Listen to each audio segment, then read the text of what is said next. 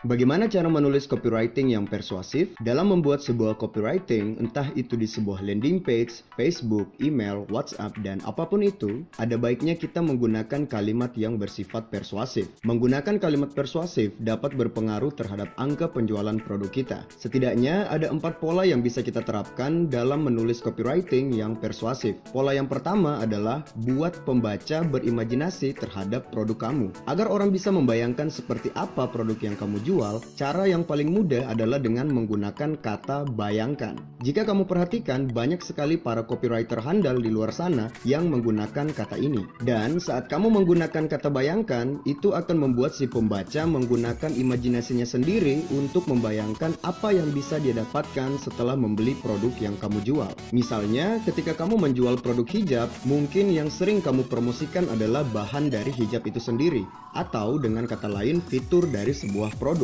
Tapi jika kamu ingin pembaca lebih tertarik dengan hijab yang kamu jual, kamu bisa menggunakan kata bayangkan untuk menonjolkan benefit yang didapatkan. Contoh, bayangkan setelah Anda menggunakan hijab ini, Anda akan tampil lebih cantik dan syar'i. Dan dengan bahan kualitas super bagus ini, Anda bahkan bisa mewariskan hijab ini kepada anak cucu Anda. Pola yang kedua adalah menggunakan kata karena. Seorang profesor bernama Robert Cialdini pernah membuat sebuah percobaan terhadap antrian fotokopi. Dia ingin menyela antrian dengan cara mengajukan sebuah pertanyaan. Percobaan yang pertama, dia berkata, "Permisi, saya punya 5 lembar dokumen.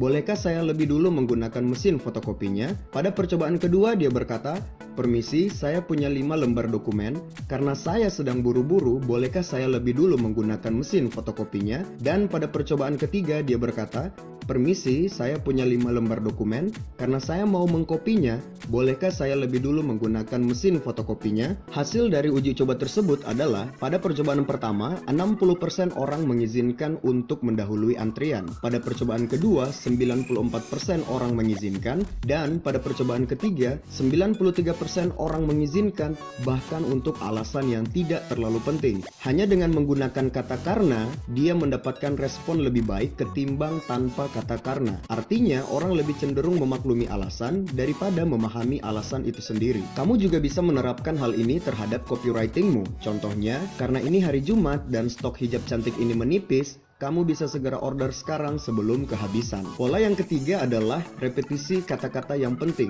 Jika copywritingmu cukup panjang, misalnya kamu berpromosi lewat sales page atau email, maka kamu harus mengulang-ulang kata penting yang kamu inginkan agar bisa tertanam di alam bawah sadar pembaca. Kamu bisa menyisipkan call to action beberapa kali dalam copywriting. Misalkan, dalam beberapa kalimat kamu sisipkan sebuah link order, dan di beberapa kalimat berikutnya kamu sisipkan lagi link order. Jadi, jika dalam satu copywriting ada 4 paragraf, kamu bisa menyisipkan 2-3 kali link order. Dengan pengulangan seperti itu, maka si pembaca akan lebih mudah mengingat poin penting yang kita inginkan dalam sebuah copywriting. Pola yang keempat adalah gunakan pengaruh selebriti. Kamu pasti pernah mendengar istilah brand ambassador atau sponsorship terhadap artis. Merek-merek terkenal tentunya membayar mahal para artis untuk melekatkan brand produknya dengan artis-artis tersebut. Tujuannya adalah untuk mendapatkan pengaruh dan tingkat kepercayaan yang lebih tinggi. Jika produkmu ternyata pernah digunakan oleh artis, maka hal ini bisa kamu gunakan untuk dijadikan copywriting. Misalnya, hijab ini sudah digunakan oleh artis A dan sangat direkomendasikan bagi akhwat yang mau tampil syar'i seperti artis A. Itulah 4 cara yang bisa kamu gunakan untuk membuat copywritingmu lebih persuasif, dan sampai jumpa pada video-video berikutnya.